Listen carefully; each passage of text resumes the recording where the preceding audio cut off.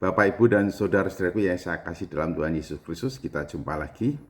Saya ingin kali ini membacakan firman Tuhan dari 1 Korintus pasal 13 ayat yang ketiga. Demikianlah firman Tuhan. Dan sekalipun aku membagi-bagikan segala sesuatu yang ada padaku, bahkan menyerahkan tubuhku untuk dibakar, tetapi jika aku tidak mempunyai kasih, sedikit pun tidak ada faedahnya bagiku. Saya ingin ulangi lagi. Dan sekalipun aku membagi-bagikan segala sesuatu yang ada padaku, bahkan menyerahkan tubuhku untuk dibakar, tetapi jika aku tidak mempunyai kasih, sedikit pun tidak ada faedahnya bagiku. Ini satu pengajaran yang luar biasa tentang kasih. Kita bisa membagikan apa yang kita punya, baik uang kita, harta kita, kesanggupan kita, kecakapan kita, skill kita, atau barang-barang apapun. Dan hari-hari kini mungkin kita membagikan sembako kepada begitu banyak orang.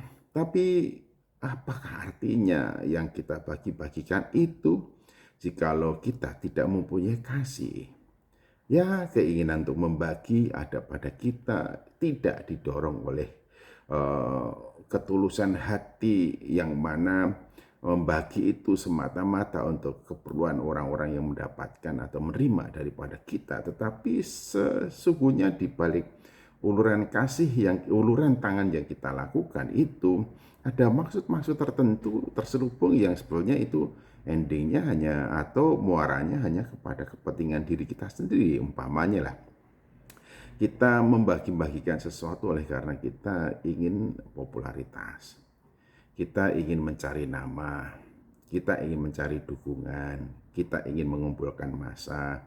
Sebab ini sudah mendekati masa-masa di mana orang memerlukan dukungan, memerlukan sokongan, memerlukan suara, memerlukan orang-orang untuk demi dan bagi kepentingan kita meraih cita-cita masa depan kita atau harapan kita, atau demi popularitas atau untuk memperkenalkan usaha kita, bisnis kita, dan lain sebagainya. Jadi memberi itu merupakan bagian daripada promosi, merupakan bagian daripada publikasi, merupakan bagian daripada periklanan, merupakan bagian daripada usaha pemasaran dari bahkan diri kita sendiri, bukan produk-produk tetapi diri kita sendiri. Nah, kalau apapun yang kita bagikan dan sebanyak berapapun, jikalau tidak didasarkan kasih atau tidak lahir daripada kasih, maka di sini katakan bahwa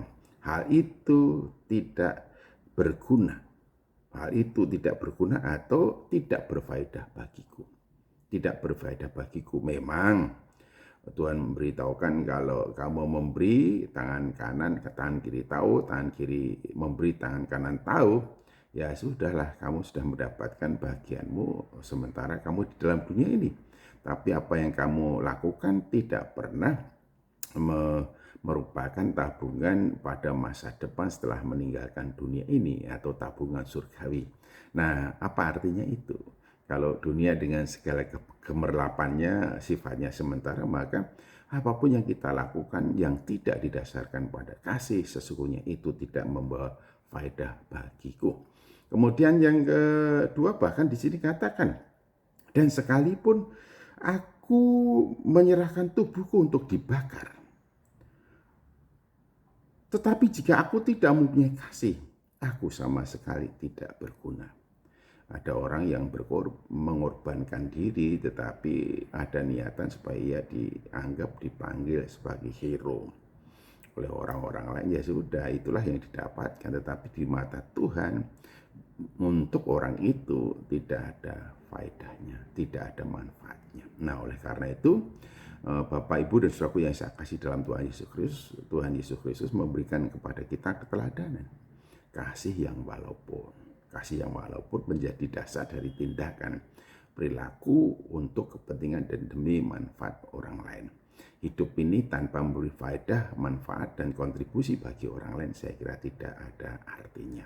Hidup yang berarti sesungguhnya adalah ketika apa yang kita lakukan mendatangkan manfaat, arti bagi orang lain. Hidup yang menghidupkan orang lain. Itulah kasih.